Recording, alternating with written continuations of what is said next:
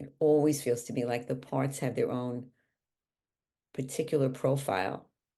I always teach that every part has its own somatic profile, and you can just, even if it's just that little bit of tension, that little bit of something that is me focusing, doing, wanting, reacting, feeling, whatever it is, there's always a somatic piece. And to me, when there's non-doership there, um, whatever I'm doing happens, but there isn't a certain contraction that is some part efforting, trying, goal-oriented, moving forward in some way. Right. So there's a letting go, and then there's just the body doing. And the more that the body can just do, and the more there's sort of an awareness of the non-doership, then, the parts can learn to trust it.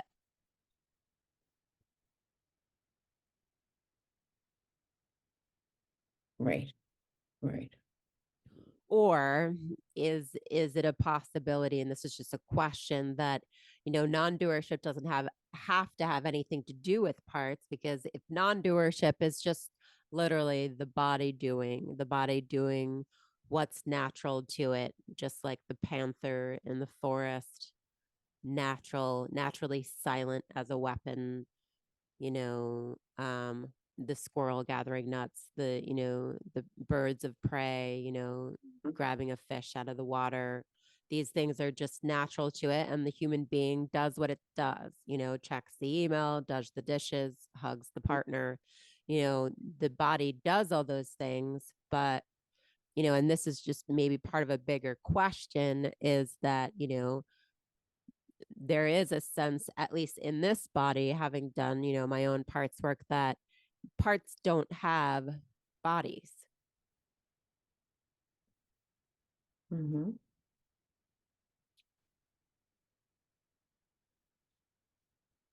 They That don't have, being said, if a part can get really, really triggered, there can be that, that constriction that can take over the body, right?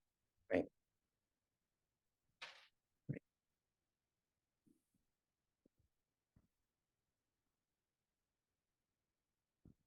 And I think it's really about appreciating the flow back and forth between those, but that momentary doing and non-doing, doership and not doership, that it's not really being in one or being in the other, because it's an open flow state. Right.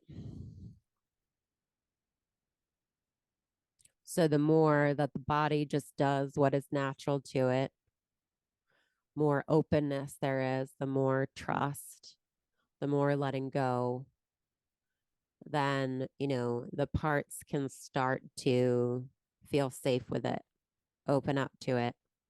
And that could be, in a sense, part of their coming home to the body, coming home to the present moment.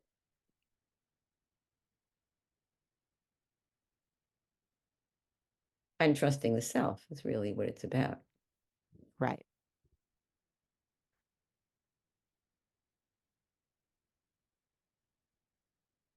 And Dick talks about, parts having self, kind of that thing, like parts have self just like the system has a self. Can you say more about that?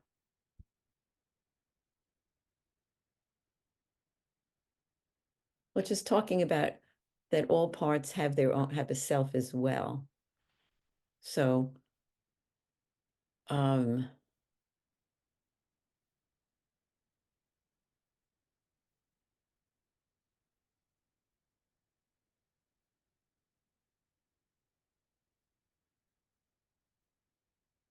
yeah, so if you've got an angry protector, it's like thinking that that angry protector has um,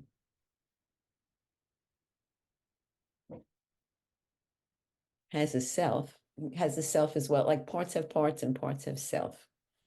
That's really what we're saying, is that you can talk to the self in a part, even if it's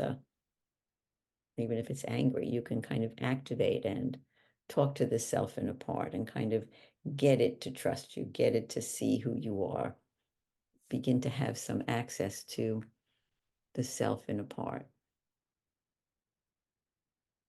Yeah, and then it's, as far as talking about non-duality, there's the bigger question of, the self and how you view the self. And, for some people, if they're atheist or whatever, they might view the self as, their best self, their highest self, or their heart, you know.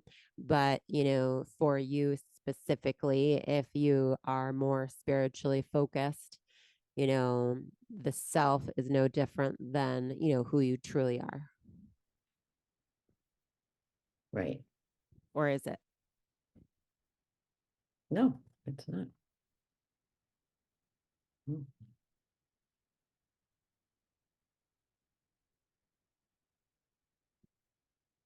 Yeah. And then what I also teach is that um, the system has a self. The system has a self. Um,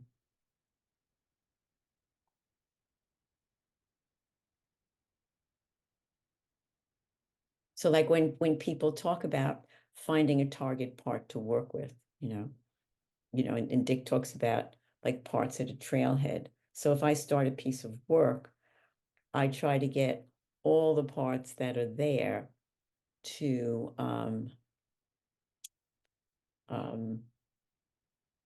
come out. So like if somebody's had a fight with their spouse or they're worried about their kid or something at work, like instead of saying, oh, so you've got a part that's angry at your wife or something, I just try to get all the parts out. So you've got a part that's angry and a part that's remorseful and a part that feels bad and a part that feels guilty. So I try to get all the parts out. And then in looking for a target part and looking for a part to work with, I always say, let's get all the parts out. Let's kind of sit them in front of us. And then let's you know, let's ask the let's ask the system of the parts. Let's ask the system, um, what's the work to do here today? What's a step towards the light? What's a step towards healing? And I trust if I, To see who to work with, or yeah, to see who to work with, to see what the work is today. So it's not the therapist that decides. It's the therapist doesn't decide. You know, it's the system of the person. So if I've got five parts, yeah. they say like, oh, these two are really always a battle, work with that polarization. Or everybody would say like, take care of the anger first, you know, and um, then work with the rest of us. So it's I, just, I think I mentioned that in my own IFS work, since I've done, so much of the, spiritual work and reading and teaching, is that I've started to, whenever there's a part that has come up in my own personal therapy, and, my therapist has said, does that part, is that part aware of you, mhm, and then where, maybe 5, 10 years ago when I first started IFS work, I might see an image of the body and think that this big girl was myself, and the child might see the adult me. And now what has happened is, if my therapist has said, you know does this part is this part aware of you, what's happened is, instead, sorry about that, I saw, a beautiful bright light overhead. mhm.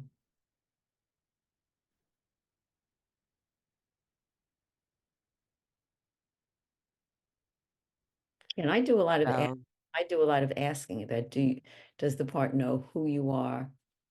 Does the part know how old you are? I think those are really important, you know. Right, the reparenting stuff, as far as you being the body, and that can be useful, and parts can feel safe with that. But what I was talking about and sharing with you is as of now, and this is after, actually like at least 10 years of, IFS work, is that, and the spiritual work, is that now when my therapist has asked me, like, is that part that you were working with aware of you? What I saw instead of a body was, a beautiful bright light, either overhead or, Mhm. little flecks of light shimmering that felt like very curious. And what's interesting is then he's asked like the more traditional questions, like, does this part, feel love from you, and, acceptance or compassion? And almost every time there was the part said they're not interested at all in that. They're what they were interested was the light. Mhm. Interesting. And the light felt more interesting than body this body that does all these things, some of them erratic, some of them selfish, some of them, just based on survival or pleasure or whatever, just like any human being, with all of these feelings and, all these motivating factors, and the self, who I truly am, represented by that light, felt, Like that's more interesting to the part. yeah. Nice. And like she could really feel it, like the light and Drawn the to it, right? warmth. Yeah. Hmm. I don't know. What do you think of that?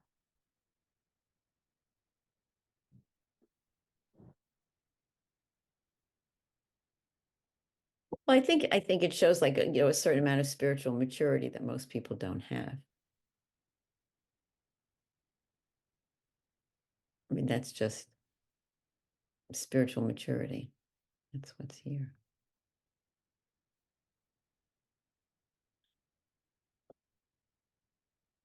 How has it shown up for you, like in your own personal work? Like when somebody said to you, like, as far as being aware of the self, has it always been the Hmm. body of Bonnie? It's interesting. Hmm.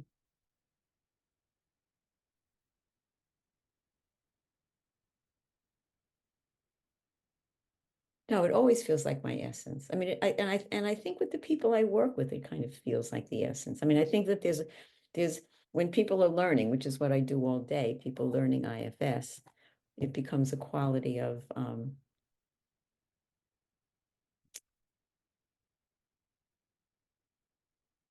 yeah, it feels like it's true nature. It feels like it's my essential self, not my physical self.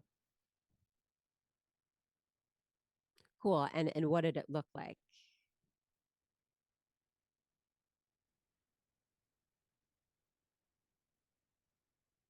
I really don't think it has a physical form when I really think about it. Of course, I wouldn't have thought about it unless you asked me. But it just feels like I'm turning my essential nature to whatever parts there are. Right, but you have been a very visual person, and I was just wondering if any images flashed in your mind, or even now when I've talked about the self. But when I actually go in and bring my consciousness to a part, it doesn't feel like I'm imagining the body. It feels like I'm imagining the essence of me, the spiritual aspect of me.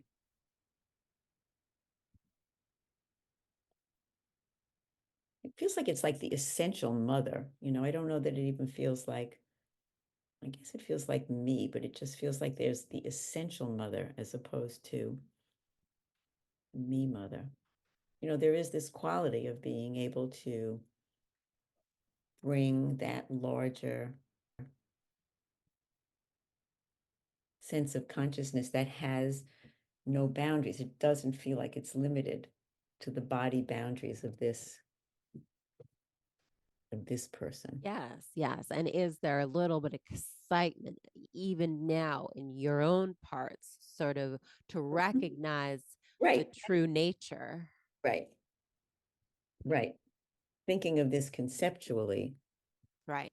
is certainly interesting, that what you're really doing is, The true nature of who you are. yeah, connecting your parts with the true nature of who you are. And as we it just as we're talking about it, I'm just thinking about in my teaching, it feels like with people, that there's just levels of consciousness and levels of teaching. It feels like mostly with people, as because I'm dealing with people who are very first timers in this. And so mostly it's hooking people up with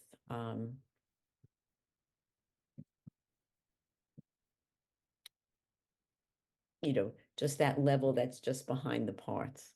So it feels like it's not, Yeah. you know, and there's always, frequently just a lot of updating. Like, how do you know who I am? The question of, do you know who I am?